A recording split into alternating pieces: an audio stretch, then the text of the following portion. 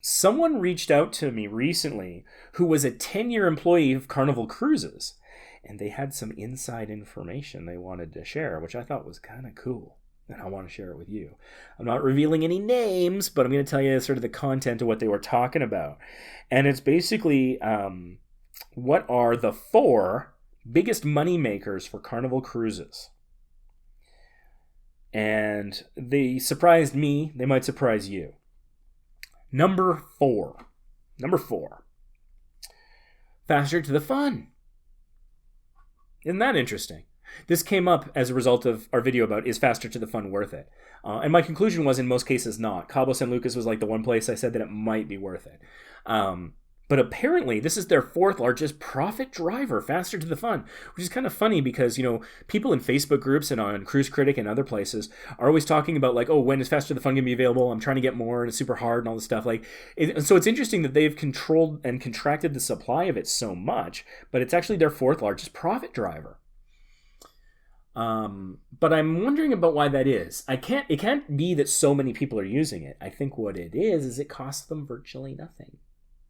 And I think that tells you about something about the value it gives you. If it costs them nothing to do it, is it really giving you a lot of value? I mean, things can. There are absolutely situations where that can happen. I don't know if this is one of those times. So, that's just kind of a follow-up on the Faster to the Fun video. But it's interesting. So remember, next time you're thinking about should I get Faster to the Fun, remember it's the 4th largest profit driver for Carnival Cruises. Hey, I like them. I'm happy to support them. But that's not how I'm going to be doing it. Number 3 in the top 4 profit drivers for Carnival Cruises. Number 3 is excursions. Okay, I'm fine with that. I think excursions are fantastic. I like the Carnival Cruises, the additional security and comfort you have from knowing that the ship won't leave without you. They do have the price match guarantee, which is a little, I don't know, I've never really fully used before. You might be able to save some money by booking things locally, but you're taking a risk by doing it. And so I think that Carnival making some money off these excursions, that seems appropriate to me. I am fine to support them in that way. But that's interesting. Number 3, excursions. Number 2 on the top 4 sources of revenue for Carnival Cruises is alcohol sales. That makes sense. I mean, you think about a restaurant or a bar in a lot of places, the profit margins on alcohol, as I understand it, are pretty substantial. And given some of the difficulties that come along with selling alcohol, being licensed, they must have some sort of permitting. So keeping that up to date is important. But also, I mean, you have to deal with drunk people as a result. So, the money you make in selling alcohol, some of it's going to have to go to things like additional security, I imagine, and additional safety features. Because people, when their inhibitions are gone, are going to take risks and do things that they might not otherwise do. And they might be easier to anger or depress or what have you. And so you have to be prepared for that, that indirect cost that might come along with it. People falling over and making a mess and whatever, possibly by imbibing too much. But that's interesting to consider. So, for example, each adult going onto a cruise is allowed a single bottle of wine, I believe 750 mils or less. And so thinking that, hey, alcohol is where they make a lot of their profit. If you want to save some money, bringing your own, again, 1 bottle per adult of wine, or I think champagne's okay too, might be a good way to save some money for a cruise.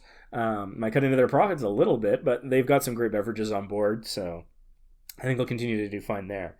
And the number 1 source of profit from a cruise, casino. Just like Las Vegas.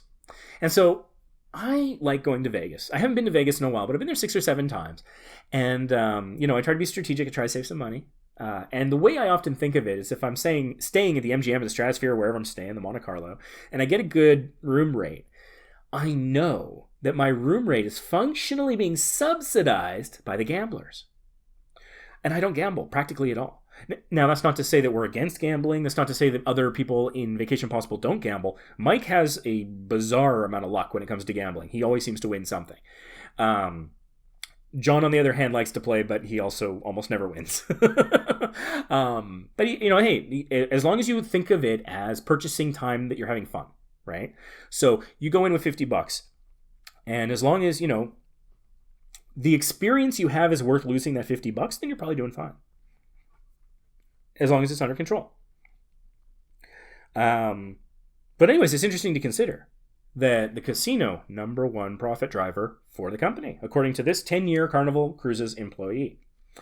And so I think that how is this information useful? Are we just gossiping? I think that it can be a little bit useful because if that's where they're making their profit and you want to save some money, then maybe these are some of the areas where you should consider holding back a little bit.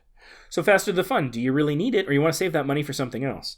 An excursion. I think generally speaking, excursions are actually good value, with one exception. If you're in Mahogany Bay, there's some really great non-carnival excursions, totally trustworthy. Daniel Johnson's Sloth and Monkey Hangout is absolutely one of them. So do your own research before considering booking something independently. But that's the one place where absolutely I would book independently there and save a little bit of money. And then the alcohol thing. Is Cheers worth it? Everybody asks this all the time. We get it all the time too. We might make a video or cover it on the podcast in the future.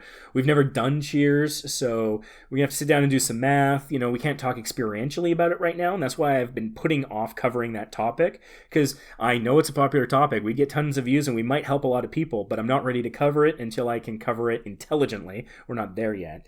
But that having been said, if alcohol sales is such a huge profit, maybe, bring as much of your own as you are allowed to. Might be a good way of saving some money. And then, again, there's the casino.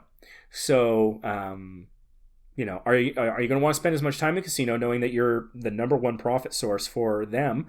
I don't know. As long as you go in with the attitude of, everything I'm taking I'm going to lose, and I'm going to be okay with it because I'm going to get entertainment out of it that is worth that loss of money, then you're fine. Go right ahead with my full blessing. Good luck, win big. But if you have to win to feel good, if you have to win for it to make sense for you, if you have to win for it to give value to you, maybe there's something else on the ship you should be doing. Check out the comedy club. Something else. Maybe move down. Maybe have a drink. Move down. Maybe instead of gambling and having the drink, book that excursion.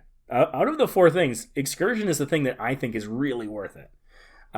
Second would probably be alcohol. And honestly, for my money, I guess maybe casino could be a little bit of fun. Faster the fun is probably, last.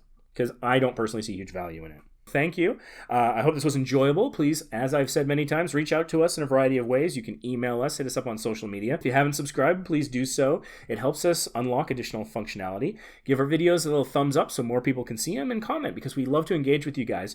We've learned so much from the comments on YouTube videos. It's amazing. And we've also, frankly, helped clear up some misunderstandings that way as well. People thought things worked a particular way and they didn't.